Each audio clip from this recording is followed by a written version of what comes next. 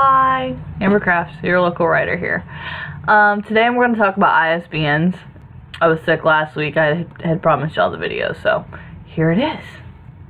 Okay, ISBN stands for the International Standard Book Number. Now, there used to just be 10 digits to this number, but in 2007, I guess there was enough books out there, they had to come up with more numbers. So they moved it to 13. Now, a lot of times when you see an ISBN number, it will always have ISBN before the number, and then it is hyphenated into 4 different areas. Now, this doesn't necessarily mean anything, the hyphenated areas, it just is. But there is a very important reason that there are that many numbers. The first part of the number is the geographical region, like New York or Midwest or whatever. That's the geographical region that publisher is in, and that identification number is that grouping of publishers in that region. Alright, the second part is the actual publisher that bought the ISBN for the client. It is their name, their number, and they can't just let another publisher borrow it. The third part is the title and what edition of the title of the book is, first, second, third. And that is that identification, so you know when they look at it that, hey, there's an original, or hey, there's been 2 versions of this. So, and then the last digit is actually just a check digit number to say that the ISBN is valid. It hasn't been fabricated. Okay? Alright, now that you understand the actual breakdown of the ISBN itself, I'm going to explain to you why it's so important. Alright, of course it tells all that stuff I just mentioned, and it makes it easier to find. But what I was going to say about the publishers owning the ISBNs is kind of an important thing. It's kind of like if you write a term paper and then somebody else turns it in with your name on it, you're still going to get the credit. They can't let anyone else borrow or have their ISBNs that they buy.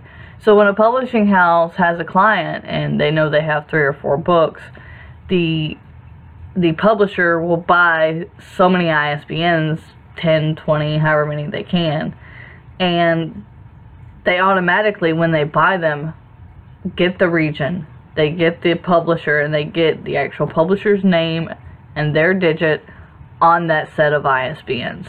So half of the ISBN's already filled out. It's just waiting for the title, and that's it. If they were to let another publisher have a set of their ISBNs, when that publisher goes to publish its client's books, it's not going to be found under that publisher specifically. So say I like J.K. Rowling and I want to go to their publisher, but they let somebody else borrow an ISBN, I'm going to go try to query the wrong publisher and not even know it. So, and that goes into an actual database that people find this stuff from. You can get ISBNs reassigned, but it's a whole hassle and it's more money, and I don't know, I kind of feel bad. Jellyfish Press authors are having to go to new people as of the other day, and their previous books that they've sold will always show Jellyfish Publishing, so even if they decide to republish or something, change something and redo their books, then it's still going to say Jellyfish, but it'll just be a second edition through whatever company they go with. And you can have that problem. I mean, there's tons of great authors that have gone through 3 or 4 different presses, and they have that happen to them. Alright, now if you go to the website that I'll link below and talk about in a minute, it usually takes about 5 days if you buy your ISBNs yourself, unless you pay extra for the 24-hour expediting service. So if you're going through CreateSpace to self-publish, they have their own, they can give you an ISBN which is free, which shows them as the distributors, and I can't say that word today. And then you can do your custom for $99, and there's really not that big of a difference other than the distributing, and then you can bring your own. So those are different options you have. If you want to buy your own, you can go through RR Bowker, and they're a really good site actually to give you some help, not necessarily just to buy ISBNs, but to give you help. Now, RR Bowker is the official ISBN agency for both the US and Australia.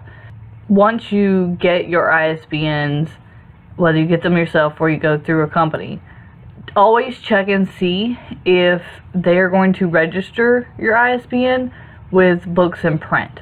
Now, this is probably the most important part of an ISBN, because you can buy an ISBN and you can assign it to a book and all that, but if it's not in books in print, it is not in a searchable database for publishers or companies, so it's hard for them to find your books, and this can be very detrimental to you if you ever are looking for a publisher to take on your work from being a self-publisher. So don't forget that. That's very important. Now, the other thing is on their website, actually, on the RR Bowker's website.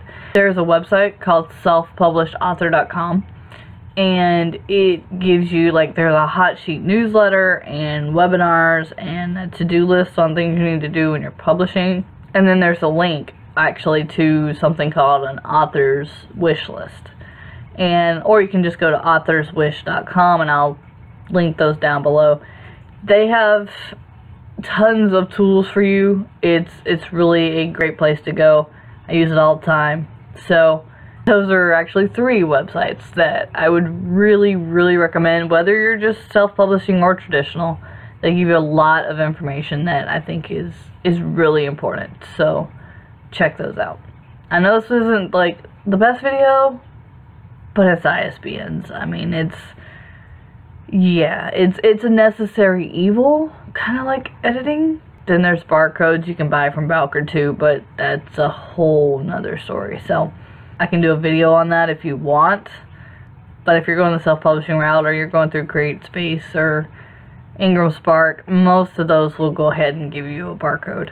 But yeah, so this is Amber Craft. Don't forget, if you like this video, give it a great thumbs up. I know it's ISBNs, I don't really expect that. There are links down below for the websites I talked about. Don't forget to like, subscribe, check out my website. There's always Twitter if you have any questions. Leave comments, let me know what's going on in your life, if nothing else. But let me know if there's anything you want me to talk about.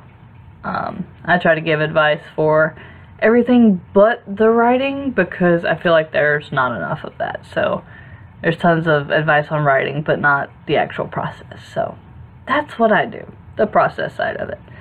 Alright, I'm gonna go work on my own little contest to get a publisher. See you guys later. Bye.